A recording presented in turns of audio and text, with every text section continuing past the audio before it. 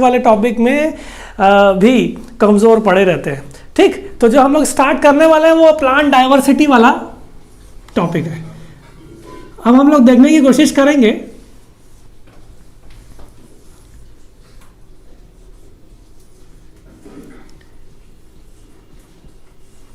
हमको ये बात तो पता चल गई कि बायोलॉजी जो है वो साइंस का एक ऐसा ब्रांच है जिसमें लिविंग ऑर्गेनिजम्स की स्टडी होती है। ये तो हम सबको पता है, लेकिन अब लिविंग ऑर्गेनिज्म को ये बांटने की कोशिश करूँ तो हमारे आसपास जो लिविंग ऑर्गेनिजम्स है, इवन मैं माइक्रो ऑर्गेनिज्म को भी लिविंग बोल सकता हूँ, है ना, इवन मैं प्लांट्स को भी लिविंग बोल सकता हूँ। तो मुख्यतः हम लोग बायोलॉजी को प्लांट और एनिमल्स दो ही क्लासिफिकेशन में बांटे हैं। लेकिन हम लोग ने यह देखा कि हमने जब प्लांट्स को देखा तो हमको प्लांट्स में भी वेरिएशन देखने को मिल गया। जैसे कि ह्यूमन बीइंग्स में भी देखे, हम ह्यूमन बीइंग्स में व्यक्तियों को डिफर कर सकते हैं कि हाँ ये बंदा है और ये बंदा है, नाम से जान सकते हैं। अगर आप सोचिए कि अगर हम लोग इन लिविंग ऑर्गेनिजम्स के नाम नहीं रखे, नॉमेनक्लेचर ही नहीं कर सके, तो क्या हम उस प्लांट की प्रॉपर्टी को स्टडी कर पाएंगे? जितने भी मेडिसिन बन रहे हैं वो प्लांट से भी बन रहे हैं, है ना। तो इस प्लांट से मेरे को ये वाला प्रोडक्ट मिलता है, कैसे बताएंगे? बिना नॉमेनक्लेचर के हम लोग बिल्कुल ही नहीं बता सकते। दूसरी बात कि हम लोग ने यह देखा वह जिस प्रकार से ह्यूमन बींग्स में इतना वेरिएशन है, उसी प्रकार प्लांट्स में भी वेरिएशंस हम लोगों को देखने को मिले। इस कहने का अर्थ है कुछ प्लांट हमको छोटे देखने मिल गए। अभी मैं उसकी बात नहीं कर रहा कि हम ट्री किसको बोल रहे हैं, श्रब किसको बोल रहे हैं, ये बात की बात है। हम देखने की सोच रहे हैं कि जो प्लांट है, कोई प्लांट छोटे हो गए, कोई ग्रास के फॉर्म पे है, कोई देखे कि कुछ प्लांट्स जो है वो एकदम फल फ्रूट्स बियरिंग होते हैं, लेकिन आप ग्रास में देखते हो कि ऐसा कुछ नहीं होता। तो इसी प्रकार से हमारे पास प्लांट में बहुत सारी वैरायटी देखने को मिल गई। उसी वेरिएशन को बोला गया डाइवर्सिटी, उसी वेरिएशन को बोला गया डाइवर्सिटी। तो सबसे पहले हमारा काम यह हुआ कि हम प्लांट्स को अलग अलग कैटेगरीज में बांटने की कोशिश करें।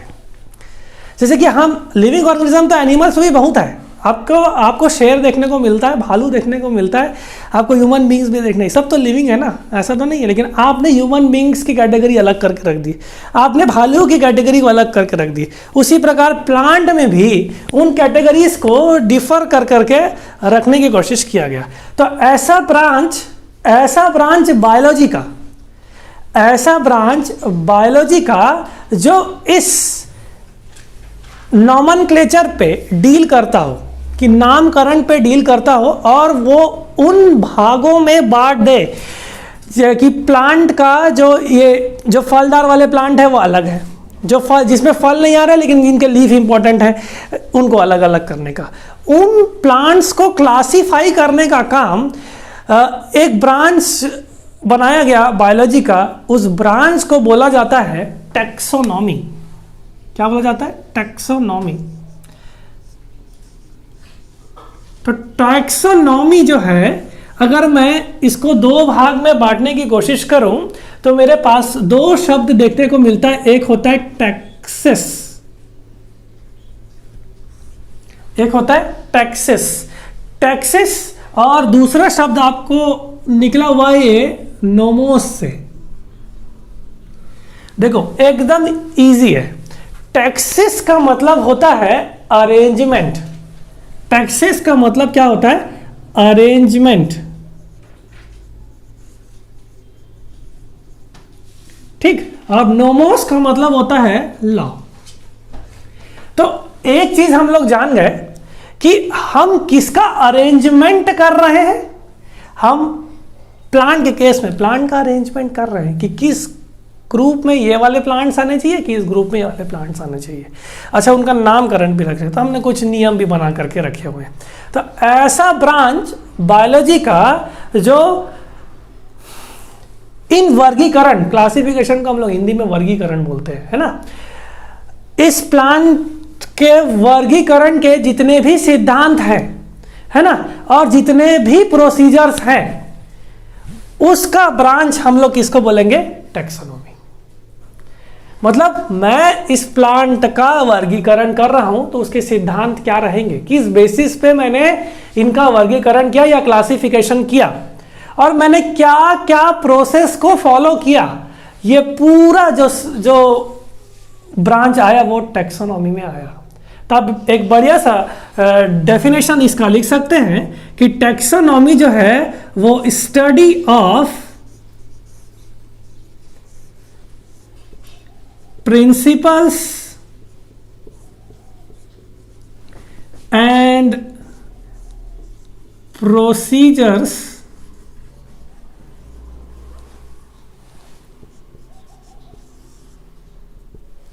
Of classification. अच्छा, ये टैक्सोनॉमी की बात मैं केवल प्लांट के बेसिस पे भी नहीं कर रहा हूं, सेम चीज टैक्सोनॉमी का ब्रांच एनिमल्स के लिए भी अप्लाई होगा, ठीक। लेकिन अब प्लांट के ग्रुप्स अलग होंगे, एनिमल के ग्रुप्स अलग होंगे। अगर आगमन आगे पढ़ेंगे तो वो धीरे धीरे करके हम लोग देखने की कोशिश करेंगे, ठीक। तो टैक्सोनॉमी अगर एक मोटा मोटी बात किया जाए तो ऐसे सिद्धांत और ऐसे प्रोसेस जिसमें हम प्लांट्स का वर्गीकरण करेंगे उसको हम लोग क्या बोलेंगे, क्या क्लासिफिकेशन करेंगे, उसको हम लोग प्लांट टैक्सोनॉमी बोलेंगे। और एनिमल्स का करेंगे उसको हम लोग एनिमल टैक्सोनॉमी बोलेंगे, सिंपल सी बात। तो ये बात हो गई टैक्सोनॉमी। इस टैक्सोनॉमी वर्ड को सबसे पहले दिया था क्योंकि नीट में यह बात देखा गया है कि साइंटिस्ट से भी क्वेश्चन पूछ देता है। हमारा टारगेट 360 है बायोलॉजी में, हमको किसी चीज कुछ एरिया को छोड़ना नहीं है। इस कारण से जो टैक्सोनॉमी का वर्ड जिसने सबसे पहले दिया था वो थे APD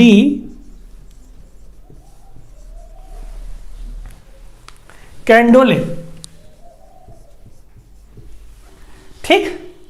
तो टैक्सोनॉमी वर्ड सबसे पहले दिया गया था APD कैंडोले के द्वारा, ठीक।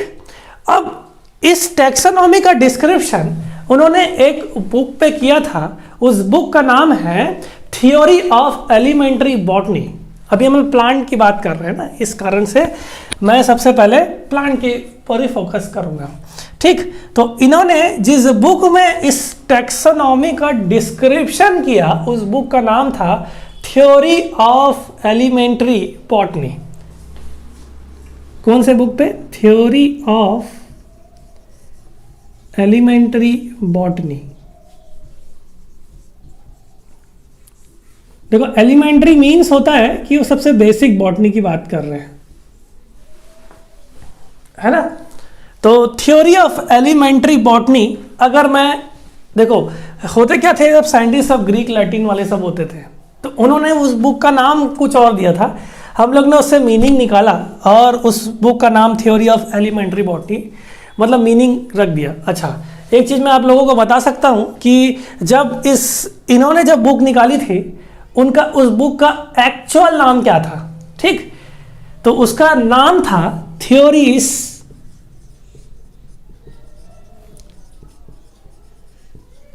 एलिमेंटायर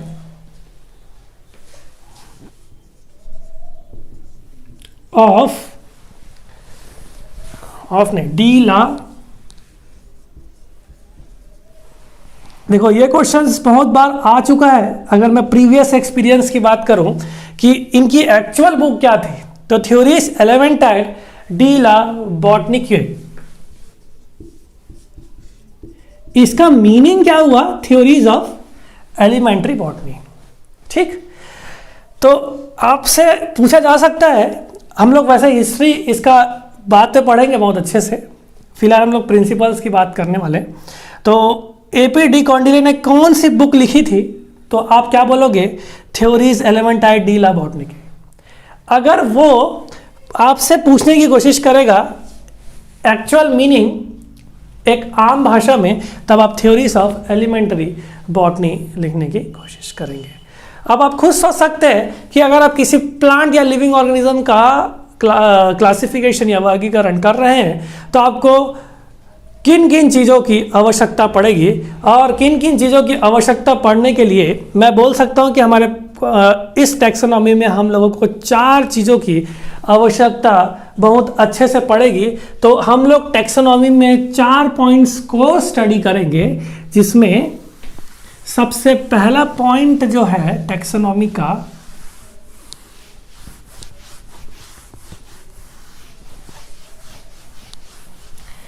टैक्सोनॉमी का जब सबसे पहला जो पॉइंट है, सबसे पहली बात यह है कि अगर आपको किसी चीज का क्लासिफिकेशन करना है तो आपको उसको पहचानना पड़ेगा कि वो प्लांट है कि एनिमल है। सबसे पहली बात यही तो पहचान लें, है ना। तो सबसे पहली जो चीज है वो है आइडेंटिफिकेशन। तो टैक्सोनॉमी के टोटल 4 पॉइंट, लेकिन जो सबसे पहला इंपॉर्टेंट पॉइंट वो है आपका आइडेंटिफिकेशंस। ठीक, तो लिविंग ऑर्गेनिज्म का आइडेंटिफिकेशन सबसे पहला पॉइंट या सबसे पहला प्रोसीजर होगा टैक्सोनॉमी के बेसिस पे। अब देखो वही टैक्सोनॉमी को मैं थोड़ा सा बड़ा करने की कोशिश कर रहा हूँ कि उसके सिद्धांत कैसे कैसे, क्या क्या रूल्स हैं और क्या क्या मैंने प्रोसेस स्टार्ट किया तब मैं एक टैक्सोनॉमी या क्लासिफिकेशन कर सकता हूँ। तो सबसे पहला जो प्रोसेस है वो है आइडेंटिफिकेशन। और आइडेंटिफिकेशन में हम लोग क्या कर रहे हैं, हम लिविंग ऑर्गेनिज्म को पहले पहचान तो ले। ठीक, सेकंड बात हुई, पहचानने के बाद हम क्या करेंगे, उसका नामकरण, जिसको मैं क्या बोल सकता हूं, नॉमनक्लेचर।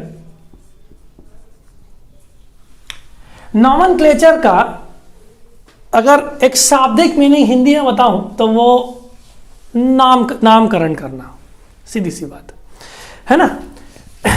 तो नॉमनक्लेचर कुछ नहीं है, नेमिंग ऑफ लिविंग ऑर्गेनिज्म। ठीक, naming of living organism nomenclature कहलाएगा। तो पहले आइडेंटिफिकेशन, सेकेंड नॉमनक्लेचर, थर्ड फिर आप बोलोगे कि भाई हाँ, कि भाई इसकी प्रॉपर्टी देखा हमने, नाम किस बेस पे नाम दिया, भाई किस प्रॉपर्टी देख के नाम दिया होगा आप लोगों ने, है ना। उसके बाद आपने जो सिमिलर प्रॉपर्टीज वाले थे उसको उनको एक कर दिए। जैसे कि मैं ह्यूमंस की बात करूँ आम बोलचाल में, कि आपने ह्यूमंस है करके आइडेंटिफाई कर लिया, उसके बाद आपने क्या किया, नाम दे दिया। ठीक, नाम देकर फिर आपने क्या कोशिश की है कि जिन लोगों को बहुत गुस्सा आता है उनको एक क्लासिफिकेशन में रख दिया, बोले इस ग्रुप वाले में बहुत ही लोग एंग्री मैन है ना, और बाकी लोग पोलाइट मैन है। तो आपने एक वर्गीकरण किया, एक आम बोलचाल भाषा में अगर बात किया जाए। देखो हमारे देश में बहुत सारा चुनाव भी होता रहता है, तो हम लोग क्या करते हैं, अब 2 लोगों के बीच में चुनाव करवाना है तो हम अलग अलग पार्टीज बना के रखे हो, तो उन्होंने वर्गीकरण कर लिया है अपने आप का। ठीक है, फिर उसके हिसाब से आप डिसाइड करोगे। सेम चीज वही बात इसमें भी रही। तो आइडेंटिफिकेशन, नॉमनक्लेचर, अब आप वर्गीकरण की तरफ आएंगे जिसका नाम होगा क्लासिफिकेशन। फिर आप देखने की लास्ट इंपॉर्टेंट पॉइंट बहुत इंपॉर्टेंट होता है कि आप देखने की कोशिश करोगे कि वो लिविंग ऑर्गेनिज्म दूसरे के साथ इंटरैक्ट करता है, उन लिविंग ऑर्गेनिज्म का एक दूसरे में कोई संबंध है कि नहीं है, इंटरैक्शन है कि नहीं है, इसको देखने की कोशिश करेंगे। तो जो 4th पॉइंट है वो कहलाता है एफिनिटी। तो टैक्सोनॉमी के टोटल 4 पॉइंट्स, जिसमें टैक्सोनॉमी पूरी तरह कंप्लीट होता है, एक है आपका आइडेंटिफिकेशन, सेकंड है आपका नॉमनक्लेचर, थर्ड है आपका क्लासिफिकेशन, और फोर्थ है कि उस लिविंग ऑर्गेनिज्म का क्या एक जीव के साथ दूसरे जीव का इंटरैक्शन है कि नहीं है। ठीक, आप मेरे को फॉलो करते जाएंगे तो आप एनसीईआरटी भी फॉलो करते जाएंगे, इस बात को भी मैं आपको बता सकता हूँ। ठीक है, पूरा पढ़ने के बाद मैं आपको एनसीईआरटी से भी पढ़ाऊंगा, तो आप हम लाइन टू लाइन भी देख लेंगे कि आप समझ जाओगे कि हम लोग लाइन टू लाइन भी पढ़ रहे हैं। एनसीईआरटी होती है एक बुक, उसके लिए हमको चाहिए रहता है रेफरेंस बुक उसको समझने के लिए। ठीक, तो पहले हम पूरा पढ़ लेंगे, उसके बाद एनसीईआरटी की तरफ जाएंगे। ठीक, तो ये वाली बात हमारे पास हो गई टैक्सोनॉमी में 4 पॉइंट्स। अब हम देखने की कोशिश करेंगे टैक्सोनॉमी के कुछ ब्रांचेस को। ठीक, टैक्सोनॉमी के अंदर भी बहुत सारे ब्रांच है जो टैक्सोनॉमी से रिलेटेड रहेंगे। तो एक ब्रांच होता है सिस्टमैटिक्स। ये ऐसा ब्रांच है जिसमें जो कि रिलेटेड है टैक्सोनॉमी से। तो आप लिख सकते हो branch related with taxonomy, branch related with taxonomy.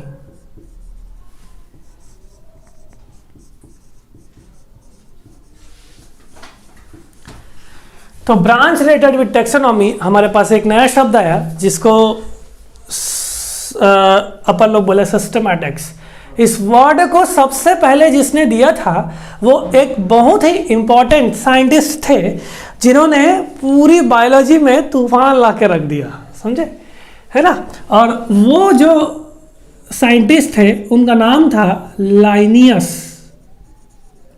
तो लाइनियस ने सबसे पहले, आपको ये व्यक्ति पूरे बायोलॉजी में बार बार देखने को मिलेंगे, और सिस्टमैटिक्स को सबसे पहले जिसने दिया था वो थे लाइनियस। इनकी बुक्स बहुत इंपॉर्टेंट है जो कि वेरियस मेडिकल एंट्रेंसेस में देखा गया। देखो, हम लोग को नीट टारगेट करना है, लेकिन हम लोग सेंट्रल के जितने भी पेपर होते थे मेडिकल के, उन सब को कंबाइन करके उनके भी क्वेश्चन सॉल्व करेंगे। हमारे पास पूरे सीरीज पड़े हुए हैं बायोलॉजी के, जिसमें हमारे पास एक एक टॉपिक में कम से कम हजार क्वेश्चंस होंगे जो वेरियस मेडिकल एंट्रेंसेस से कंपाइल्ड रखे हुए हैं, और जो इंपॉर्टेंट क्वेश्चंस उसमें से आ सकते हैं। तो जितना आप प्रैक्टिस करेंगे उतना चीज़ें आपको रिवाइज होते जाएगी। ठीक, चलिए, तो ये हुआ सिस्टमैटिक्स में। हमारे पास लाइनियस ने सबसे पहले इस टर्म को प्रपोज किया था, ठीक है। तो सिस्टमैटिक हुआ क्या, तो सिस्टमैटिक क्या हुआ कि सिस्टमैटिक्स में हम लोग ऑर्गेनिज्म की डाइवर्सिटी को स्टडी करते हैं कि वो ऑर्गेनिज्म में कितना वेरिएशंस है, इसको स्टडी करेंगे। और साथ ही साथ हम लोग स्टडी करने की कोशिश करेंगे कि भाई उनके बीच में क्या पूर्व से ही कुछ रिलेशनशिप है कि नहीं है, और उनके बीच में हम लोग कंपैरिजन करने की कोशिश करेंगे। कहने का मतलब यह है कि इवोल्यूशनरी रिलेशनशिप है कि नहीं है। जैसे कि हम लोग अपने आप का जो कंपैरिजन है वो किसके साथ करते हैं, बंदरों के साथ, है ना। क्योंकि हम सोचते थे, एक ऐड आता था जिसको अपन लोग मेंटॉस वाला ऐड बोलते थे, वो बहुत अच्छा चीज़ों को समझाने की कोशिश करता है कि एक बंदर था, वो जब ज़मीन पे ऐसे रेंग रहा था, उसके बाद वो धीरे से खड़ा हुआ, उसके बाद उसने आग जलाई, ऐसा करके एक मेंटॉस का ऐड आता था। तो वही रिलेशनशिप को और उस वेरिएशन को स्टडी करने का जो ब्रांच है वो है आपका सिस्टमैटिक्स। तो सिस्टमैटिक्स क्या है, study of diversity of organism.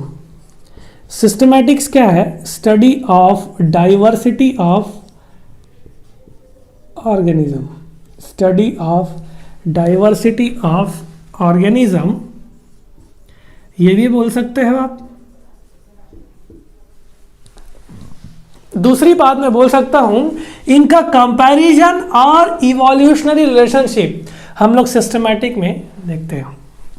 Study of diversity of organism and all comparative and evolutionary relationship, तो इसको हम लोग बोलेंगे सिस्टमैटिक्स। तो सिस्टमैटिक्स जो है वो टेक्सोनॉमी से रिलेटेड है, जिसको सबसे पहले प्रपोज किया गया था लाइनियस के द्वारा, और ये स्टडी कर रहा है वेरिएशन ऑर्गेनिजम्स में, और उनके बीच में कंपैरिजन, और क्या उनका पहले से कोई रिलेशनशिप है कि नहीं। तो इसको हम लोग स्टडी कर रहे हैं। और दूसरी बात मैं बोल सकता हूं, इसमें हम लोग स्टडी करते हैं कि उसका एक्सटर्नल अपीयरेंस क्या है। जैसे कि हम लोग एक प्लांट की बात करें तो हमको जड़, तना, पत्ते देखने को मिलता है, रूट, स्टेम, लीफ देखने को मिलता है, वो उसके एक्सटर्नल फीचर्स कहलाते हो, है ना। उसको बायोलॉजिकली बोला जाता है मॉर्फोलॉजी। क्या बोला जाता है, मॉर्फोलॉजी। तो सिस्टमैटिक्स में हम लोग केवल एक्सटर्नल मॉर्फोलॉजी ही देखते हैं। जैसे कि अगर मैं बोलूँ एक ह्यूमंस का हैंड लेग एक्सटर्नल है, लेकिन ये किससे बने हुए हैं, सेल से मिलकर बने हुए हैं। ये सब को स्टडी करने के लिए हम लोग इंटरनल मॉर्फोलॉजी स्टडी करते हैं। लेकिन सिस्टमैटिक्स में एक इंपॉर्टेंट पॉइंट आपको ध्यान पर रखना पड़ेगा कि सिस्टमैटिक्स में हम एक्सटर्नल मॉर्फोलॉजी लिविंग ऑर्गेनिज्म की स्टडी करते हैं। ठीक, तो एक्सटर्नल कैरेक्टर्स की स्टडी करना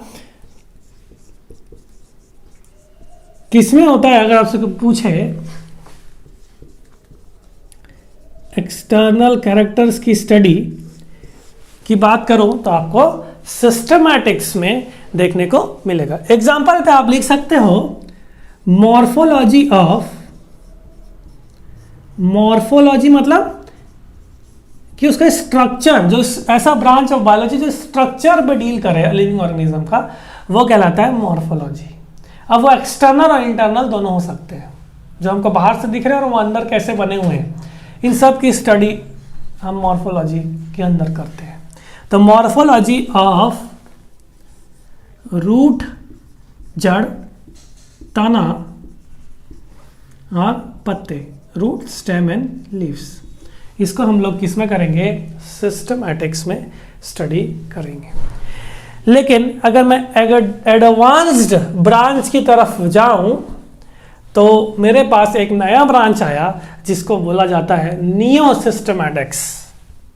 ठीक, जो नया ब्रांच आया है उसकी बात करें तो हमारे पास धीरे धीरे एक नया ब्रांच आया जो टैक्सोनॉमी से रिलेटेड तो ज़रूर है, और उसको बोला गया नियो सिस्टमैटिक्स या न्यू सिस्टमैटिक्स या बायो सिस्टमैटिक्स। ध्यान रखे रहना, ये नियो सिस्टमैटिक्स भी कहलाता है, ये बायो सिस्टमैटिक्स भी कहलाया,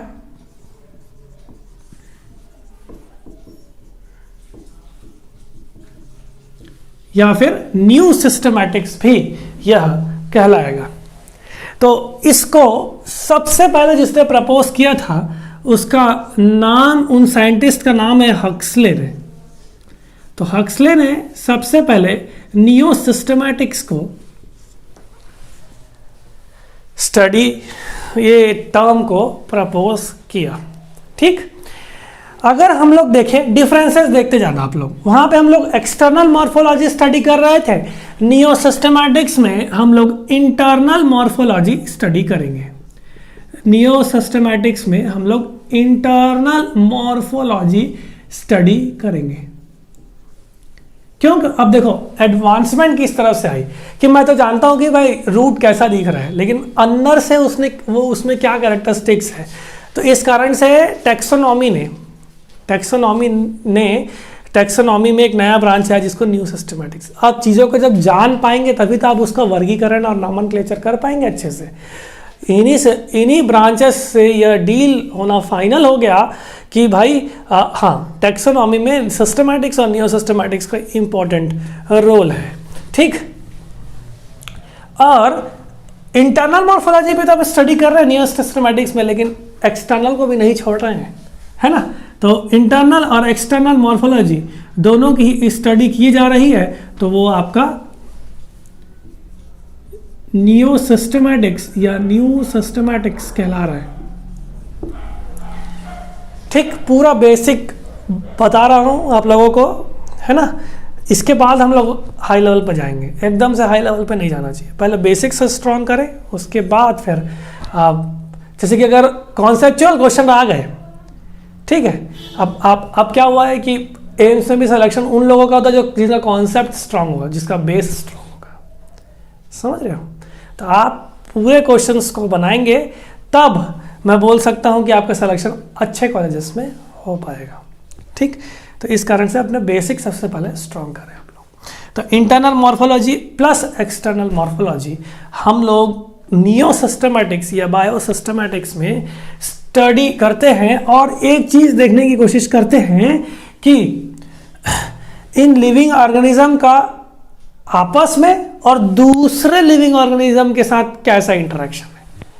समझ पा रहे हो कि मेरा इंटरेक्शन ह्यूमन बींग्स के साथ कैसा है, इसको भी हम स्टडी तो कर रहे हैं, लेकिन मेरा एनिमल्स के साथ इंटरेक्शन होता है कि नहीं होता है, इस चीज़ को भी ध्यान देने के लिए बात कर रहे हैं। तो मैं क्या बोल सकता हूँ कि आप नियो सिस्टमैटिक्स में उन सब चीज़ों को भी स्टडी कर रहे हैं। तो एक इम्पॉर्टेंट पॉइंट यह आया कि हम लोग inter relationship of living organism भी स्टडी कर रहे हैं। Inter relationship of living organism भी स्टडी कर रहे हैं।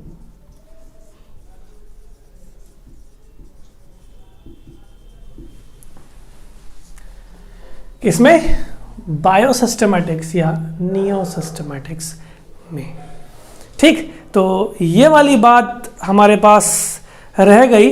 और एक इम्पॉर्टेंट पॉइंट आप लोगों को मैं नियो सिस्टमैटिक्स के बारे में बताऊं तो आप नोट करके रख सकते हैं कि जो नियो सिस्टमैटिक्स या बायो सिस्टमैटिक्स है, ये मॉर्फोलॉजी के अलावा उसके जीन्स या जीन्स की भी स्टडी लिविंग ऑर्गेनिज्म की जो कर रहा है वो नियो सिस्टमैटिक्स भी करता है। इसका मतलब जेनेटिक और इसका अब इवोल्यूशन का भी स्टडी करवाएगा। तो मॉर्फोलॉजी के अलावा जेनेटिक्स उस लिविंग ऑर्गेनिज्म का, और मैं बोल सकता हूँ इवोल्यूशन, इन सब की भी स्टडी बायोसिस्टमैटिक्स या नियो सिस्टमैटिक्स में करते हैं। ठीक, तो ये दो ब्रांच बहुत इंपॉर्टेंट है। आपको समझ में यह आ गया कि हम लोग आइडेंटिफिकेशन करने की कोशिश कर रहे हैं, तो हम लोग सबसे पहले उसका एक्सटर्नल अपीयरेंस और इंटरनल अपीयरेंस देखने की कोशिश करें, जिसमें नियो सिस्टमैटिक्स और बायोसिस्टमैटिक्स बहुत ही इंपॉर्टेंट हो जाता है। ठीक, आइडेंटिफिकेशन के लिए दो ब्रांच आपके लिए बहुत ही इंपॉर्टेंट है। इसका मतलब क्या है कि हम लोग को लिविंग ऑर्गेनिज्म के आइडेंटिफिकेशन के लिए हमको उसका इवोल्यूशन देखना पड़ेगा, उसका जेनेटिक स्ट्रक्चर देखना पड़ेगा, उसकी एक्सटर्नल मॉर्फोलॉजी देखनी पड़ेगी, उसकी इंटरनल मॉर्फोलॉजी देखनी पड़ेगी। तब हम लोग सेकंड स्टेप पे आएंगे जिसका नाम है नॉमेनक्लेचर। तो जो सेकंड हमारे पास आया वो है आपका नॉमेनक्लेचर। अब यहाँ से क्वेश्चंस बहुत ज़्यादा ही उठते हैं, चाहे आप कोई सा भी एग्ज़ाम दो। यहाँ से आप जितने से भी कोई सा भी एग्ज़ाम दो, आपको यह चीज़ बहुत ही ये जो पोर्शन जो पढ़ने वाले हैं हम लोग नेक्स्ट आधे घंटे में, ये बहुत ही इम्पोर्टेंट है। आप देख लेना, आप नीट के पेपर्स उठा के देख लेना, इससे क्वेश्चंस आए हैं और आपके लिए बहुत ही सिंपल हो जाएंगे अगर आप बहुत अच्छे से मेरे साथ पढ़ रहे हैं तो। ठीक, तो नॉमेनक्लेचर की बात हम लोग सबसे पहले करते हैं। रूल्स को देखने की कोशिश करेंगे।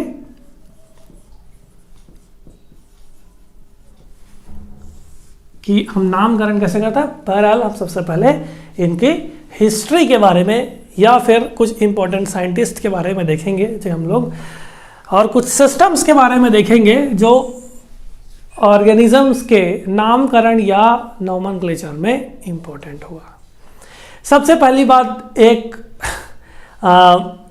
सिस्टम आया जिसको अपन लोग जिसमें क्या हुआ कि ऐसा बोला गया कि ऑर्गेनिजम्स के बहुत लंबे लंबे नाम हो सकते हैं, बहुत सारे वर्ड्स के हो सकते हैं। जैसे कि हमारा नाम है, जैसे कि मेरा नाम बात किया जाए तो सृजल शर्मा है।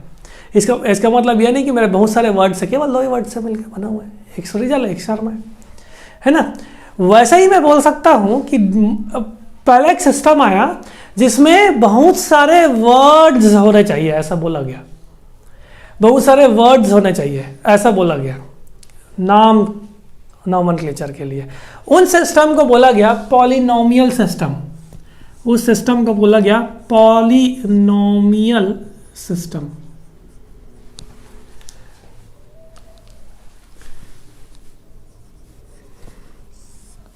तो पॉलिनोमियल जो सिस्टम है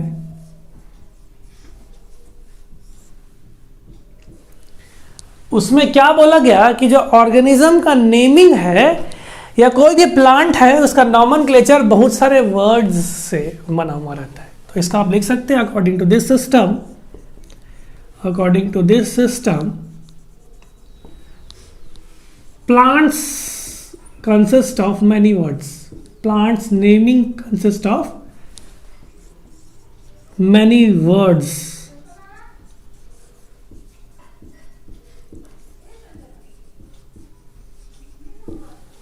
ठीक, एग्जाम्पल के हिसाब से अगर मैं आप लोगों को बताऊं एक प्लांट का नाम, थोड़ा सा डर जाएंगे आप लोग, ऐसा भी हो सकता है अगर आपने पहले नहीं सुना है।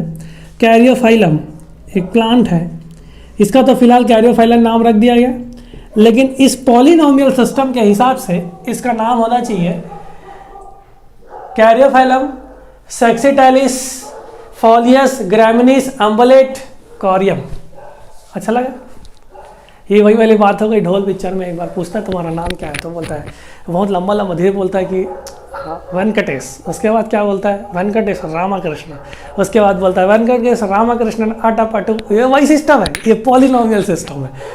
तो पॉलिनोमियल सिस्टम में क्या बोला गया कि एक व्यक्ति का नाम, एक व्यक्ति नहीं, प्लांट का नाम जो है वो बहुत सारे वर्ड्स से मिलकर बना हुआ है। आप केवल उस ढोल पिक्चर या धमाल पिक्चर था जिसमें उस वेंकटेश रामाकृष्णन आटा बट्टू जयसूर्या जितना भी बोलता है वो पूरा पॉलिनोमियल सिस्टम बोलता है।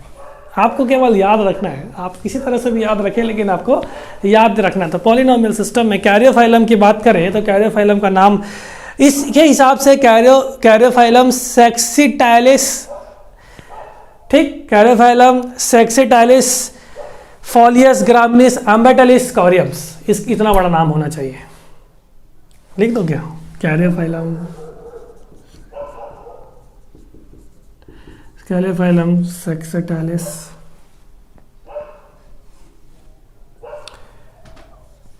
फॉलियस, एक सेकेंड, ग्रामिनियस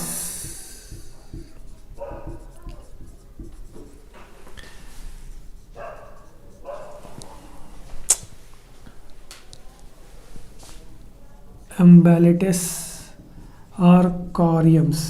देखो इसका नाम देने का अर्थ है क्या कि इसकी पूरी स्टडी करके रखिएगा।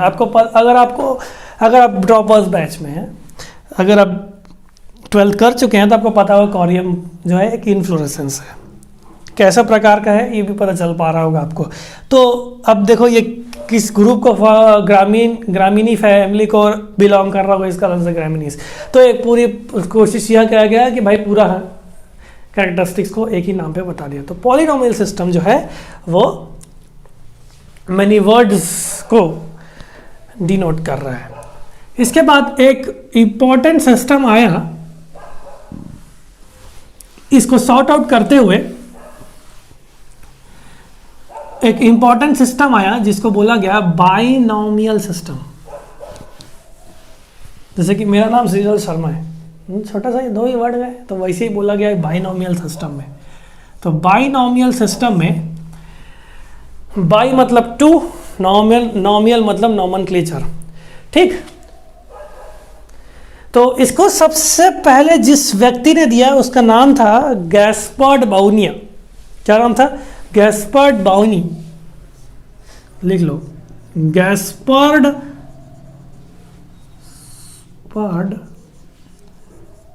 बाउइन ने सबसे पहले बाइनोमियल सिस्टम ऑफ नोमेनक्लेचर दिया, और जिस बुक पे दिया वो बुक का नाम था पाइनक्स थिएटर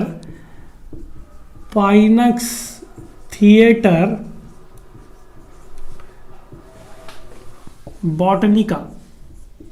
तो पाइनक्स थिएटर बॉटनिका में इनकी बुक थी। इसमें इन्होंने फर्स्ट इस सिस्टम को इंट्रोड्यूस किया जिसका नाम था बाइनोमियल सिस्टम। देखो जब इन्होंने काम करना स्टार्ट किया तो ये छोटे लेवल पे था। अब इस बाइनोमियल सिस्टम, अब देखो एकदम इजी है ना, आपके पास एक सरनेम और एक आप खुद का नाम है आपके पास। वैसे ही इसको वर्ल्ड वाइड करना था क्योंकि अब काम तो बहुत इजी हो चुका है।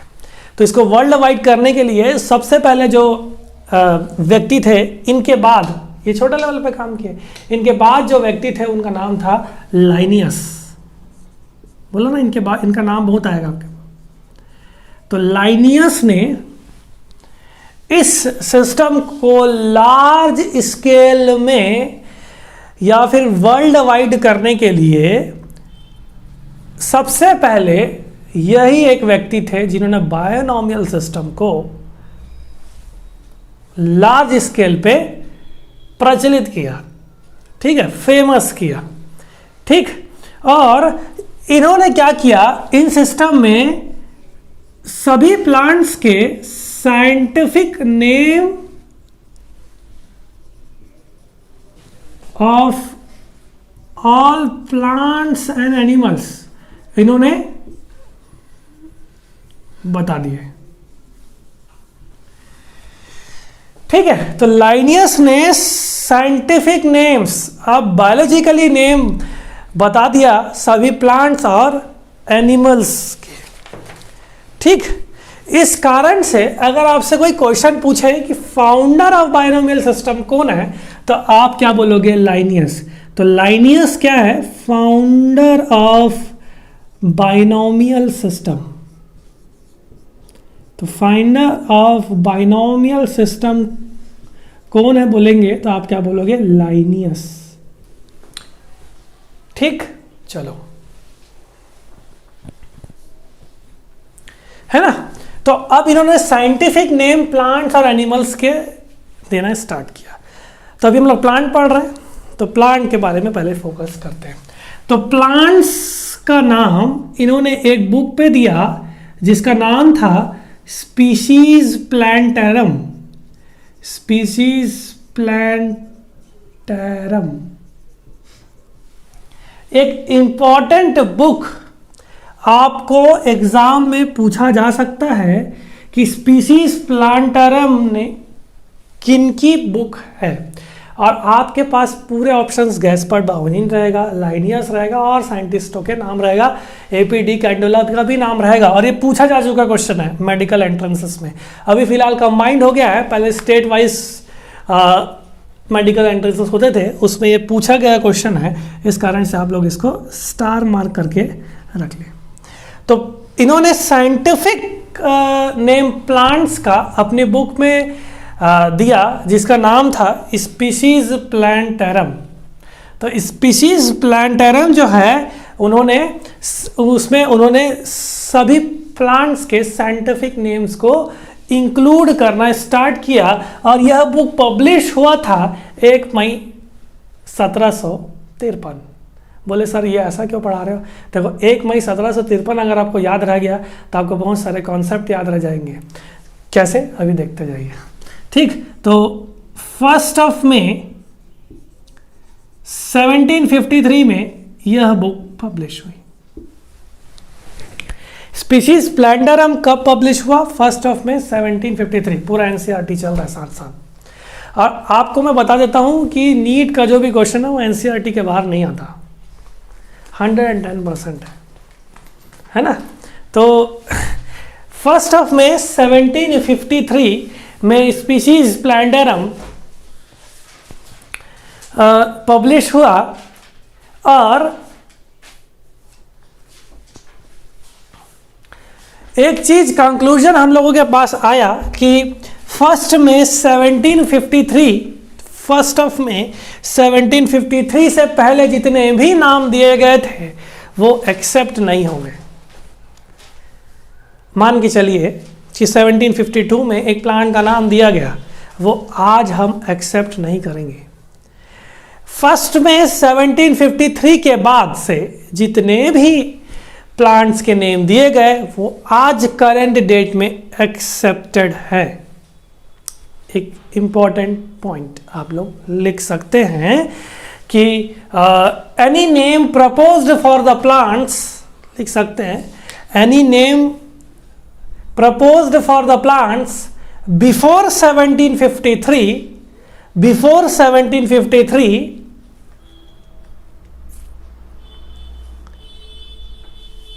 is not accepted today, is not accepted today। रही बात ये लाइनियस की प्लांट की बुक स्पीशीज प्लांटेरम। नेक्स्ट अगर बात करो, इन्होंने जो एनिमल के लिए जो बुक लिखा वो था सिस्टमा नेचरी। तो सिस्टमा नेचरी इन्होंने, आपको बहुत ध्यान से रखना है, ये बात आपको ध्यान पे रखनी पड़ेगी कि आप भूल मत जाए कि कौन सा प्लांट का था कौन सा एनिमल्स का था। तो सिस्टमा नेचुरा में इन्होंने सबसे पहला जितने भी साइंटिफिक नेम्स एनिमल्स के दिए उन्होंने इस बुक पे दिए। और ये जो एडिशन था इनका, ये 10th एडिशन था, याद रखे रहना इस चीज़ को भी। ये जो एडिशन था वो कौन सा एडिशन था? ये उनका 10th एडिशन था।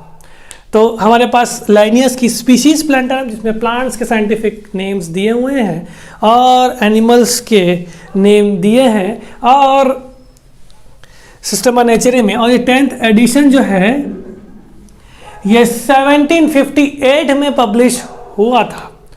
ये 1758 में पब्लिश हुआ था, 1 अगस्त।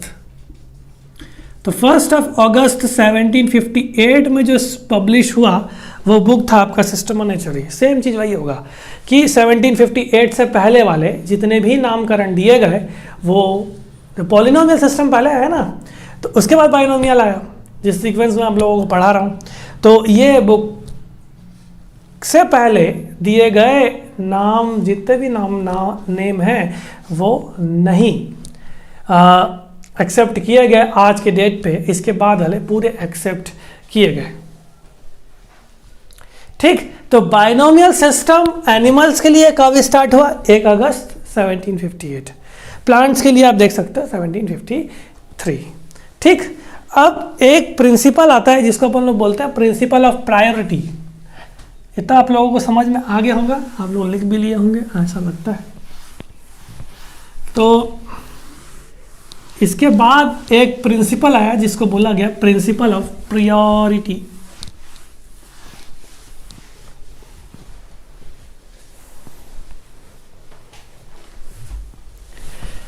लिख लो भाई, प्रिंसिपल ऑफ प्रायोरिटी।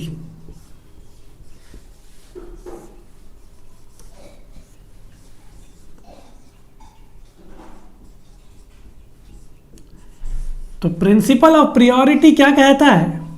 मान के चलिए कि 1753 प्लांट्स के लिए नॉमेनक्लेचर दिया गया, साइंटिफिक नेम्स दिया गया। तो इस प्रिंसिपल ऑफ प्रायोरिटी यह बोलता है कि 1753 के बाद अगर किसी भी प्लांट के 2 नाम दे दिए गए, आपको पता है कि भाई ह्यूमन बींग्स में भी बहुत सारे हमको राहुल देखने को मिलते हैं एक ही का थोड़ी नाम होता है, बहुत हो गया। तो अगर प्लांट्स का एक ही प्लांट का 2 नाम दे दिया गया, जैसे कि मेरे भी 2 नाम होंगे, है ना, तो एक प्लांट का 2 नाम दे दिया गया, तो प्रिंसिपल ऑफ हम प्रायोरिटी किस नाम को दें? ये एक ऑब्जेक्शन आया हमारे पास, तो यह देखा गया, उसके लिए हम लोग प्रिंसिपल ऑफ प्रायोरिटी डालें। तो प्रिंसिपल ऑफ प्रायोरिटी यह बोलता है कि 1753 के बाद अगर एक प्लांट के 2 नाम दे दिए गए हैं, तो आपको उस नाम को एक्सेप्ट करना है जो सबसे पहले दिया होगा। मतलब जो पहले दिया गया है 1753 के बाद। समझ पा रहे? नहीं समझ पाए? कोई बात नहीं, मेरे को पता था। मान के चलिए कि एक प्लांट है, उसका एक नाम दिया गया 1754 में, दूसरा नाम दिया गया 1755 में। अब आपको फाइनल ये करना है कि इस प्लांट का नाम कौन से बेसिस पे, किस बेसिस पे किया जाए, मतलब मैं कौन सा नाम को एक्सेप्टेड मानूं। वही बात होगी कि भाई एक व्यक्ति का एक पेट नेम होता है और एक स्कूल वाला नाम होता है, स्कूल वाला नाम प्रीफर्ड होता है, ऐसा ही होता है ना। तो एक प्लांट का अगर 2 नाम अगर आपके पास है, तो आप कौन सा एक्सेप्ट करेंगे?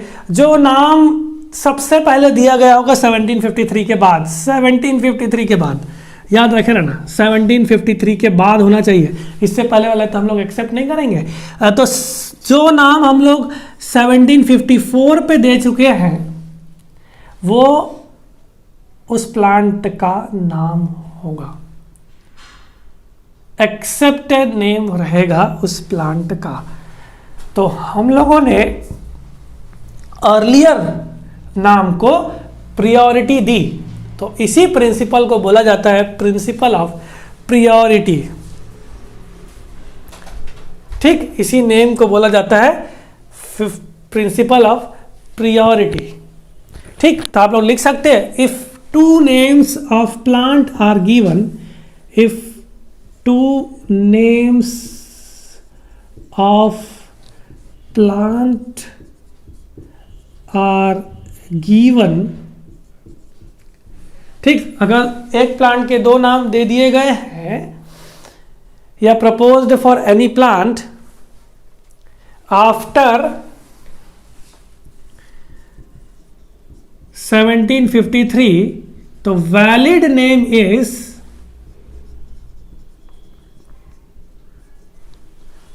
वैलिड। कब होगा ये? जो हम लोग वैलिड एक्सेप्टेड की बात करें तो valid name is earlier name proposed, is earlier, यहां पे आप अंडरलाइन कर सकते हो, अर्लियर नेम प्रपोज्ड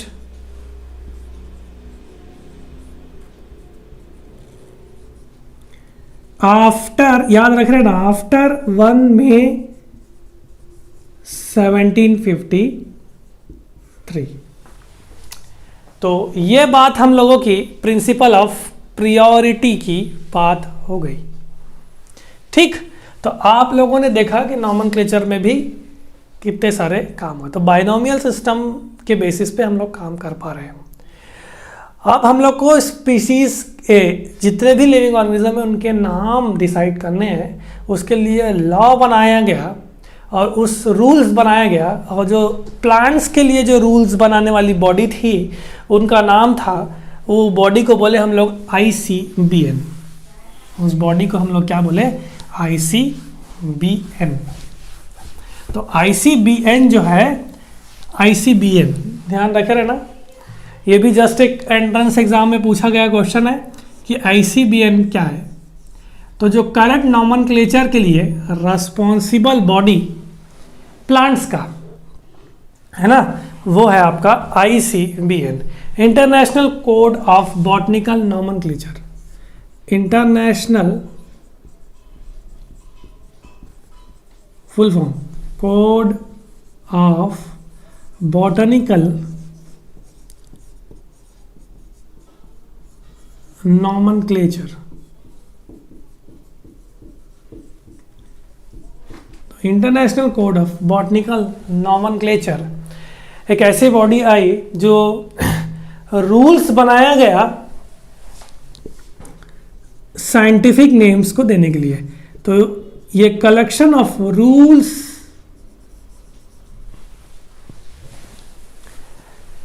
प्लांट्स के रिगार्डिंग में ना, रिगार्डिंग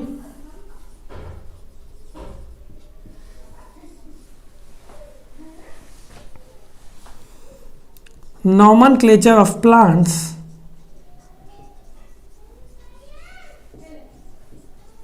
ये इंपॉर्टेंट रह गया। ठीक, चलिए, तो ये ICBN क्या है, रूल्स है जो प्लांट्स के नॉमेनक्लेचर, साइंटिफिक नॉमेनक्लेचर के लिए रेस्पॉन्सिबल थे। ठीक, और जूलॉजी के लिए हमारे पास ICZN आया, मतलब प्लांट एनिमल्स के लिए हमारे पास ICZN आया, international code of zoological nomenclature. International code of zoological nomenclature मतलब वो ICZN में क्या लिखा हुआ है, रूल्स लिखा हुआ है साइंटिफिक नॉमेनक्लेचर एनिमल्स के लिए, और ICBN में प्लांट्स के नॉमेनक्लेचर के लिए लिखा हुआ है। तो अब वो रूल्स कौन कौन से हैं एक नॉमेनक्लेचर के लिए, इसको हम लोग नेक्स्ट वीडियो में पढ़ेंगे।